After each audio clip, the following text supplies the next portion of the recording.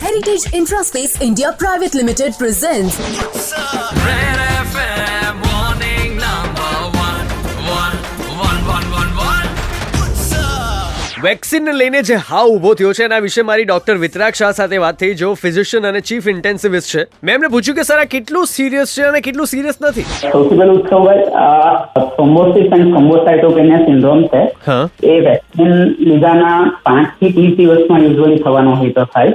Okay. અને maximum 2 મહિના સુધી થાય. એટલે 2 મહિના પછી વેક્સિનના લીધે એવી કોઈ આડઅસર થ્રોમ્બોસાઇટોપેનિયા સિન્ડ્રોમ નથી જોવા મળતી. કોવિડની વેક્સિન છેલ્લા 1 વર્ષમાં તો કોઈ લીધી જ નથી, એટલે આનાથી કોઈ ડરવાની જરૂર નથી. આ બ્લડ ક્લોટિંગની વાત છે, કોઈના મગજમાં કંઈ ડાઉટ રહેતો હોય તો એ ડાઉટ ક્લિયર કેવી રીતે કરો? રૂટીન ચેકઅપ તમે ECG, ઇકો, TMT 40 થી વધારે ઉંમર હોય કે ફેમિલીમાં કોઈને પણ હાર્ટની તકલીફ હોય તો એ કરાવવું જોઈએ.